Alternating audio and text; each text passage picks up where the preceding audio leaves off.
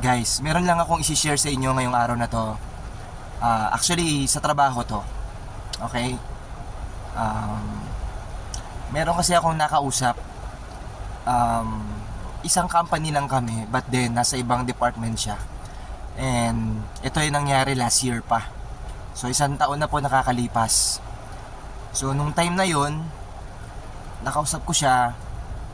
And nararamdaman ko na wala siyang kakumpiya-kumpiyansa sa sarili niya. Tapos yung mga opportunity na dumarating sa kanya, nire-reject niya kasi alam niya sa sarili niya na hindi niya kayang i-handle yung promotion. So, nung narinig ko yun,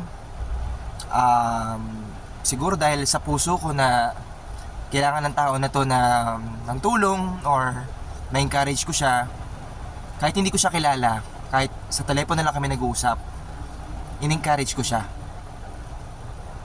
And then, after 1 year, kanina tumawag siya at nagpasalamat sa akin. Kasi may dumating na opportunity sa kanya at ako daw yung una niya naalala nung dumating yung opportunity na yon. So, ginarab niya yung oportunidad at yung promotion. So, sabi ko sa kanya, masaya ako na naging part ako ng journey mo at kahit sa maliit na bagay lang na binahagi ko sa'yo ay nagbago yung mindset mo, nagbago yung puso mo at nagkaroon ka ng kumpiyansa sa sarili mo.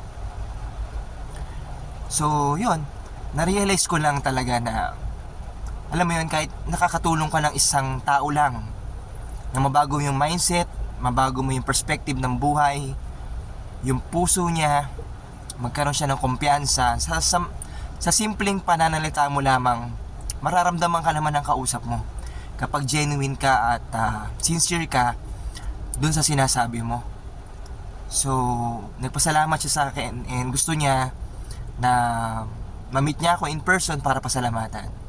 But other than that, masaya ako para sa kanya. And gusto ko lang sabihin dito sa video na to na hindi talaga ako titigil hanggat mayroong mga tao na kailangan ng encouragement, kailangan na ma-inspire o ma-enlighten o mabago yung perspective. Kahit isang tao lang, masaya na ako nun. So yun lang naman ang gusto kong i-share dito sa video na to.